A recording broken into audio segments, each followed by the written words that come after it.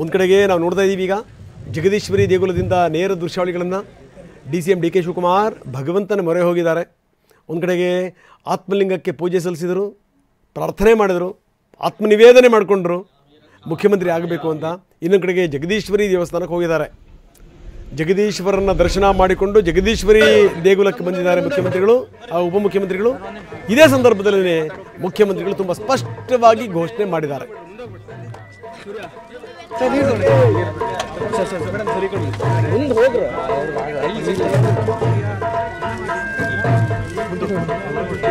ಮುಖ್ಯಮಂತ್ರಿ DK ಶಿವಕುಮಾರ್ ಅವರಿಗೆ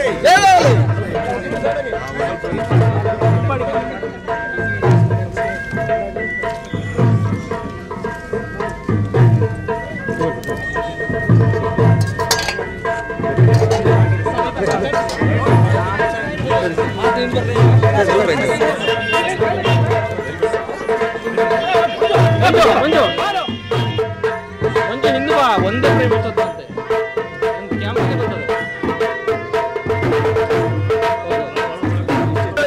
ಅಣ್ಣ ಮುಂದೋಗ್ಬಿಡು ಸರಿಯಾಗಿ ಮಾತಾಡೋಗ್ತೀರಾ ಸರ್? ಮುಂದೋಗ್ಬಿಡ್ರಿ ಸೂರ್ಯ ಸರ್ ನೀವು ಸರಿ ಕೊಡಿ ಮುಂದೆ ಹೋಗ್ರ.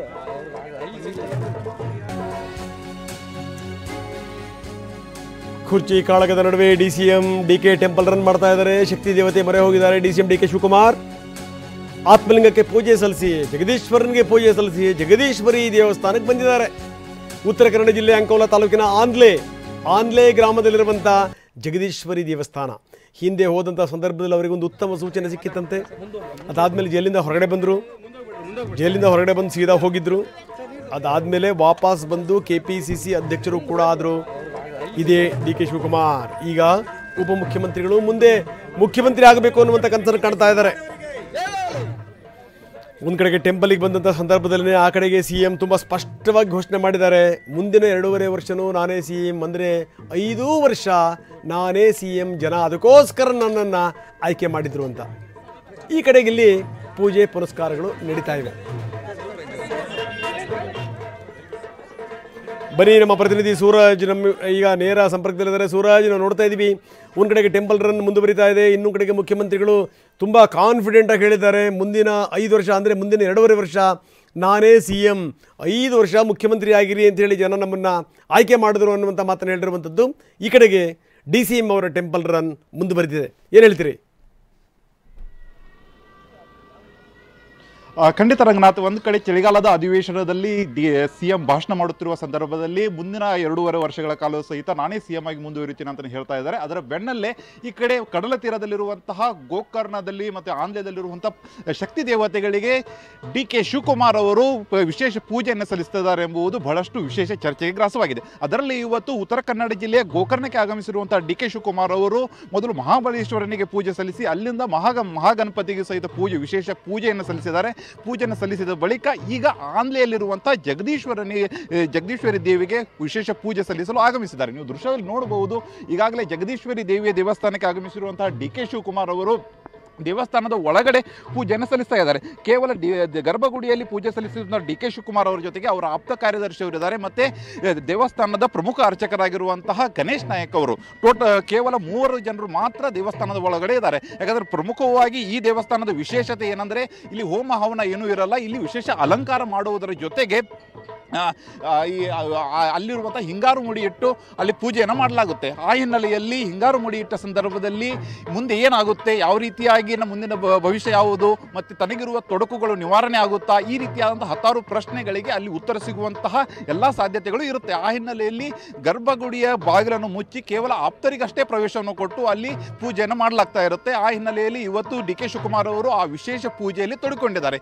ಈ ಹಿಂದೆ DK ಶಿವಕುಮಾರ್ ಅವರು ಈ ದೇವಸ್ಥಾನದಲ್ಲಿ ಪೂಜೆಯನ್ನು ಕೈಗೊಂಡು ತಮ್ಮ ಯಾವೆಲ್ಲ ಸಮಸ್ಯೆಗಳನ್ನು ನಿವಾರಿಸಿಕೊಂಡು ಆ ಸಮಸ್ಯೆಗಳಿಗೆ ನಿವಾರಣೆಯಾಗಿ ಅವರಿಗೆ ಯಾವ ರೀತಿಯಂಥ ದೇವರು ಮುನ್ಸೂಚನೆಯನ್ನು ಕೊಟ್ಟಿದ್ರು ಅದೇ ಮುನ್ಸೂಚನೆ ಈ ಸಂದರ್ಭದಲ್ಲಿ ಸಿಗುತ್ತಾ ಎಂಬ ನಿರೀಕ್ಷೆಯಲ್ಲಿ DK ಶಿವಕುಮಾರ್ ಅವರು ದೇವಸ್ಥಾನಕ್ಕೂ ಸಹಿತ ಬಂದಿದ್ದಾರೆ. ದೇವಸ್ಥಾನದಲ್ಲಿ ಪೂಜೆಯನ್ನು ಸಹಿತ ಆರಂಭಿಸಿದ್ದಾರೆ. ಯಾಕಂದರೆ ಪ್ರಮುಖವಾಗಿ ಬೆಳಗ್ಗೆ 9 ಗಂಟೆಗೆ ಪೂಜೆ ಆರಂಭ ಆಗಬೇಕಾಗಿತ್ತು.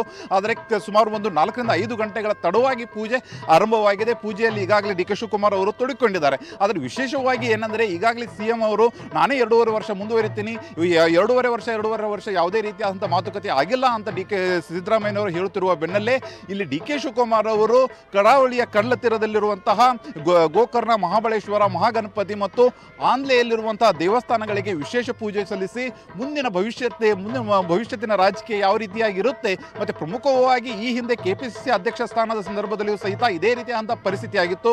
ಆ ಸಂದರ್ಭದಲ್ಲೂ ಸಹಿತ ಡಿ.ಕೆ. ಶಿವಕುಮಾರ್ ಅವರಿಗೆ ಕೆಪಿಸಿಸಿ ಅಧ್ಯಕ್ಷ ಸ್ಥಾನ ತಪ್ಪುತ್ತೆ ಎಂಬ ಸಂದರ್ಭದಲ್ಲಿಯೂ ಸಹಿತ ಡಿ.ಕೆ. ಶಿವಕುಮಾರ್ ಅವರು ಇದೇ ಆಂಧ್ಲೆ ದೇವಸ್ಥಾನಕ್ಕೆ ಬಂದುಬಿಟ್ಟು ದೇವಸ್ಥಾನದ ಮುಂದೆ ಮನವಿಯನ್ನು ಮಾಡಿದ್ರು. ಆ ಸಂದರ್ಭದಲ್ಲಿ ದೇವರು ನಿಮಗೆ ಕೆಪಿಸಿಸಿ ಪಟ್ಟ ಸಿಗುತ್ತೆ, ಆದರೆ ಕೆಲವು ಸವಾಲುಗಳಿದೆ, ಅದನ್ನು ಎದುರಿಸಬೇಕಂತ ಸಹಿತ ಹೇಳಿತ್ತು. ಆ ಹಿನ್ನೆಲೆಯಲ್ಲಿ ಈಗ ಮತ್ತೆ ಡಿ.ಕೆ. ಶಿವಕುಮಾರ್ ಅವರು ಇಲ್ಲಿ ಬಂದ್ಬಿಟ್ಟು ಈಗ ದೇವರು ಯಾವ ರೀತಿಯಾದಂಥ ಮುನ್ಸೂಚನೆ ಕೊಡುತ್ತೆ ಎಂಬುದನ್ನು ಸಹಿತ ಕಾದು ನೋಡಬೇಕಾಗಿದೆ. ಅದರಲ್ಲಿ ಪ್ರಮುಖವಾಗಿ ದೇವರು ಮುನ್ಸೂಚನೆ ಕೊಡುವುದು 5 ಥರದಿರುತ್ತೆ. ಒಂದು ಹೂ ಕೊಡುವುದು, ಅದರ ಜೊತೆಗೆ ನೇರವಾಗಿ ಅರ್ಚಕರು, ಭಕ್ತ ಮತ್ತು ದೇವರ ನಡುವೆ ಮಾತುಕತೆಯೂ ಸಹಿತ ಆಗುತ್ತೆ.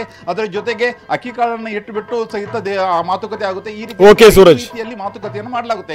ಈಗ ಡಿ.ಕೆ. ಶಿವಕುಮಾರ್ ಅವರು ಯಾವ ರೀತಿಯಾದಂಥ ಮಾತುಕತೆಗೆ ಮುಂದಾಗ್ತಾರೆ ಎಂಬುದನ್ನು ಸಹಿತ ಕಾದು ನೋಡಬೇಕಾಗಿದೆ. ಎಸ್ ಸೂರಜ್, ಧನ್ಯವಾದ ತಮ್ಮೆಲ್ಲ ಮಾಹಿತಿಗೆ. Thank you very much. ಇದು ಒಂದು ಕಡೆಗೆ DCM ಟೆಂಪಲ್ ರನ್ ಮುಂದುವರೆದಿದೆ, ಇನ್ನೊಂದು ಕಡೆಗೆ CM ತುಂಬ ಸ್ಪಷ್ಟವಾಗಿ ಹೇಳಿದ್ದಾರೆ, ನಾನೇ 5 ವರ್ಷ CM, ನಾನೇ ಮುಂದಿನ 2.5 ವರ್ಷ CM. ಈ ರೀತಿ CM ಘೋಷಣೆ ಮಾಡ್ತಿದ್ದಂಗೆ ಮುನಿರತ್ನ ಎದ್ದು ನಿಂತರು.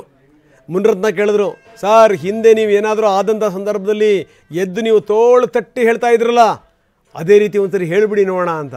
ಮತ್ತೊಂದು ಸರಿ ಮುಖ್ಯಮಂತ್ರಿಗಳು ರಿಪೀಟ್ ಮಾಡಿದ್ರು, ಹೌದು ಮುಂದಿನ 2.5 ವರ್ಷ ನಾನೇ CM ಅಂತ. ಇಲ್ಲಿಗೆ ಒಂದು ಹಂತದ ಯುದ್ಧ ಮುಗೀತು. ಹಲವಾರು ಪ್ರಶ್ನೆಗಳಿಗೆ ಉತ್ತರ ಸಿಕ್ಕಂಗಾಯಿತು.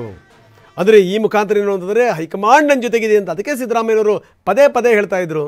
ನಾವು ಹಿಂದಿಂದಲೂ ಕೂಡ TV9 ಒಂದು ಮಾತನ್ನು ಹೇಳ್ತಾನೆ ಇತ್ತು, ಮುಖ್ಯಮಂತ್ರಿಗಳ ಮಗ ಪದೇ ಪದೇ ಈ ಮಾತನ್ನು ಹೇಳ್ತಾನೆ ಅಂತಂದರೆ, ನಾನು ನಮ್ಮ ಮೈಸೂರು ರಿಪೋರ್ಟರ್ ಜೊತೆ ಮಾತಾಡುವಂಥ ಸಂದರ್ಭದಲ್ಲಿ, ನಮ್ಮ ಪೊಲಿಟಿಕಲ್ ರಿಪೋರ್ಟರ್ ಪ್ರಸನ್ನ ಹತ್ರ ಮಾತಾಡುವಂಥ ಸಂದರ್ಭದಲ್ಲಿ ನಾನು ಅದನ್ನೇ ಹೇಳಿದ್ದೆ, ಏನು ಮುಖ್ಯಮಂತ್ರಿಗಳ ಮಗ ಅಷ್ಟು ರಾಜಕೀಯ ಪಂಡಿತನ, ಅಷ್ಟು ಬುದ್ಧಿವಂತನ, ತಂದೆ ಮನಸ್ಸಲ್ಲಿ ಏನಿದೆ ಅನ್ನುವಂಥದ್ದು ತುಂಬ ಚೆನ್ನಾಗಿ ಗೊತ್ತಿದೆ ಡಾಕ್ಟರ್ ಯತೀಂದ್ರಗೆ. ಹಾಗಾಗಿಯೇ ಯತೀಂದ್ರ ಅಷ್ಟೊಂದು ತುಂಬ ಸ್ಪಷ್ಟವಾಗಿ ಹೇಳ್ತಿರೋದು, ರಿಪೀಟ್ ಮಾಡಿ ಹೇಳ್ತಿರುವಂಥದ್ದು ಅದೇ ಕಾರಣದಿಂದ ಅಂತ. ಆ ಮಾತು ಈಗ ಸತ್ಯವಾಯಿತು.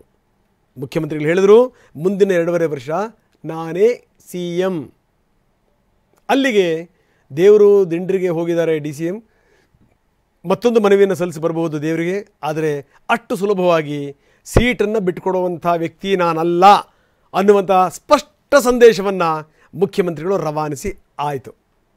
DCM ಅವರ ಅನುಪಸ್ಥಿತಿಯಲ್ಲಿ ಮುಖ್ಯಮಂತ್ರಿಗಳು ಘೋಷಣೆ ಮಾಡಿದರು, ಮುಂದಿನ 5 ವರ್ಷ ಅಂದರೆ ಮುಂದಿನ 2.5 ವರ್ಷ ನಾನೇ CM.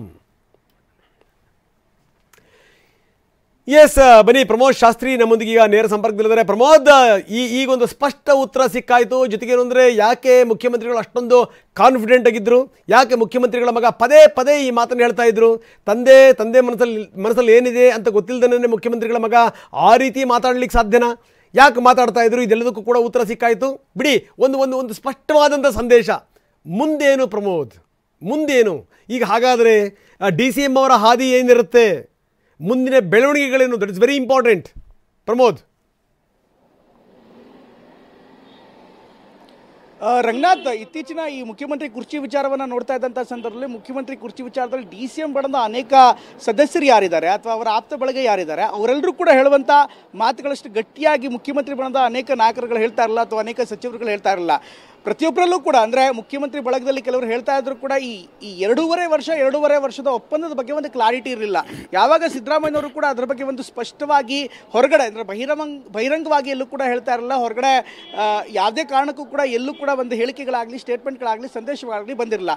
ಅಫ್ಕೋರ್ಸ್ ನೀವು ಹೇಳಿದ್ರೆ ಅತ್ತ ಯತೀಂದ್ರ ಯಾಕೆ ಮಾತಾಡ್ತಿದ್ದಾರೆ ಅಂತ. ಯತೀಂದ್ರ ಅವರು ಮಾತನಾಡೋದಕ್ಕೂ ಕೂಡ ಒಂದು ಕಾರಣ ಇದೆ. ಯಾಕೆಂದರೆ ಎಲ್ಲ ನಾಯಕರು ಅತ್ತ ಬಹಿರಂಗವಾಗಿ ಹೇಳಿಕೆಯನ್ನು ಕೊಡ್ತಾ ಇದ್ದಾರೆ. ಮುಖ್ಯವಾಗಿ DCM ಬಣದ ಅನೇಕ ನಾಯಕರು, ಶಾಸಕರು ಹೇಳಿಕೆಯನ್ನು ಕೊಡ್ತಾ ಇರುವಂಥ ಸಂದರ್ಭದಲ್ಲಿ ಮುಖ್ಯಮಂತ್ರಿ ಬಣದಿಂದ ಮೊದಲು ಯಾವ ರೀತಿ ಬಂದಿತ್ತು ಸಂದೇಶ ನಿಮಗೆ ನೆನಪಿರ್ಬೋದು. ಸರ್ಕಾರ ರಚನೆ ಆದ 1 ತಿಂಗಳಲ್ಲೇ MB ಪಾಟೀಲ್ರು 5 ವರ್ಷ ಸಿದ್ದರಾಮಯ್ಯನವರೇ ಮುಖ್ಯಮಂತ್ರಿ ಅಂತ ಹೇಳಿದರು.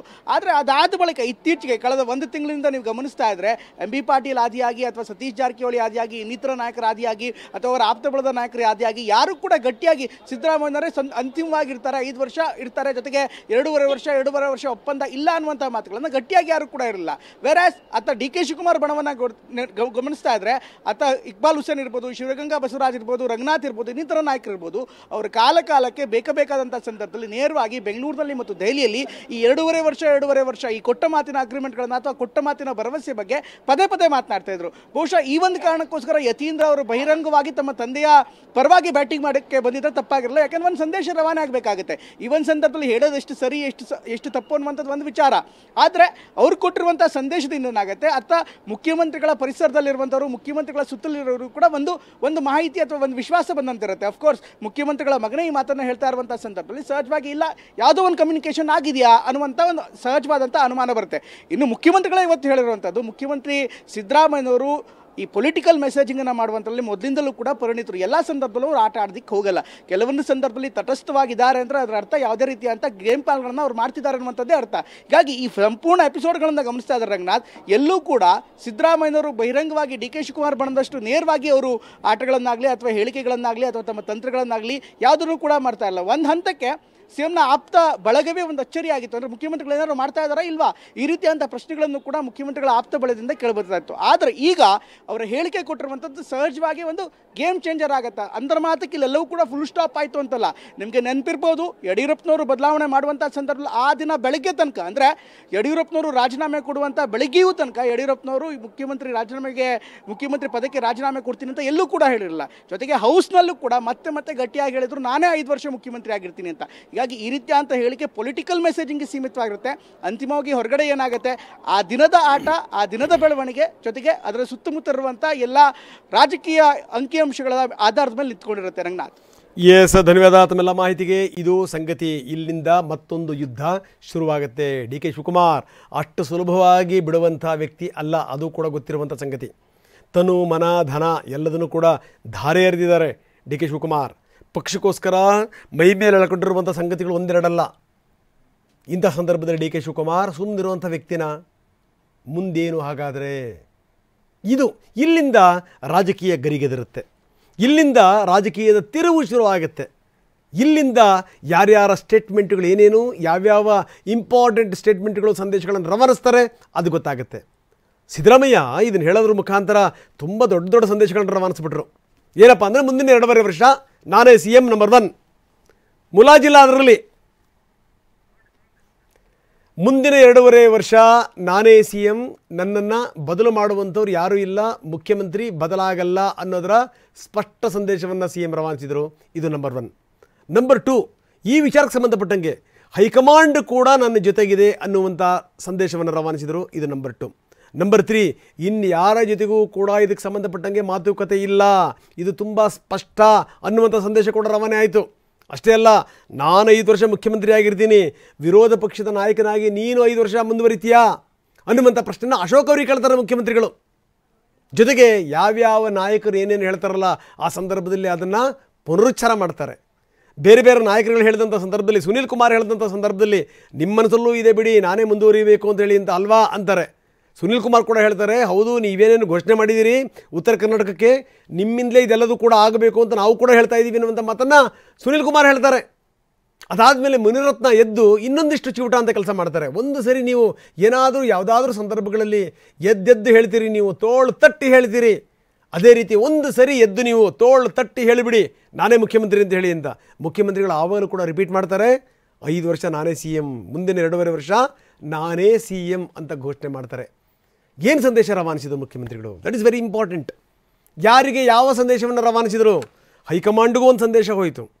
ನಿನ್ನೆ ಕಾಂಗ್ರೆಸ್ ಮನೆಯಲ್ಲಿ ಏನು ಚರ್ಚೆ ಆಗಿತ್ತಲ್ಲ, ನಿನ್ನೆ ಏನೆಲ್ಲರೂ ಊಟಕ್ಕೆ ಸೇರಿಕೊಂಡೆಲ್ಲ ಚರ್ಚೆ ಮಾಡಿದ್ರಲ್ಲ, ಆ ನಾಯಕರಿಗೂ ಕೂಡ ಸ್ಪಷ್ಟವಾದ ಸಂದೇಶ ರವಾನೆ ಆಯಿತು.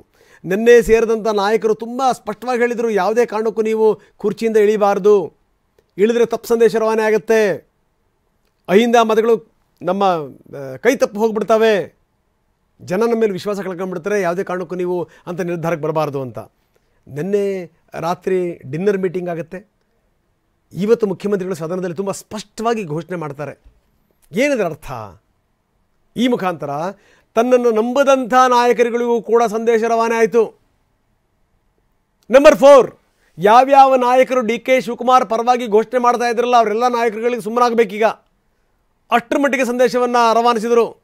ನಂಬರ್ 5, ಯಾರ್ಯಾರು ಮುಖ್ಯಮಂತ್ರಿಗಳಾಗಿ ಇವರೇ ಮುಂದುವರಿತಾರೆ ಅಂತ, ಇನ್ಕ್ಲೂಡಿಂಗ್ ಯತೀಂದ್ರ, ಅವರ ಮಾತುಗಳೆಲ್ಲವೂ ಕೂಡ ಸತ್ಯ ಅನ್ನುವಂಥದ್ದು ಇವತ್ತು ಸಾಬೀತಾಯಿತು. ಇಲ್ಲಿ ತನಕ ಆಗಿದೆ ಕತೆ. ಇಲ್ಲಿಂದ ಒಂದು ತಿರುವು, ಇಲ್ಲಿಂದ ಮತ್ತೊಂದು ಯುದ್ಧ, ಇಲ್ಲಿಂದ ಮತ್ತೊಂದು ತಂತ್ರಗಾರಿಕೆ, ಇಲ್ಲಿಂದ ಮತ್ತೆ ಸ್ಟೇಟ್ಮೆಂಟ್ಗಳು. ಯಾಕಂದರೆ ಎದುರುಗಡೆ ಇರುವಂಥ ವ್ಯಕ್ತಿ ಯಾರು? D K Shivakumar. ತನು ಮನ ಧನವನ್ನು ಧಾರೆ ಎರೆದಿರೋಂಥ ವ್ಯಕ್ತಿ, ಕಾಂಗ್ರೆಸ್ಗೆ ಕಮಿಟ್ ಆಗಿದ್ದಂಥ ವ್ಯಕ್ತಿ. ಸುಮ್ಮನಿರ್ತಾರಾ? ಸುಮ್ಮನಿರಲ್ಲ. ಇಲ್ಲಿಂದ ಶುರುವಾಗುತ್ತೆ.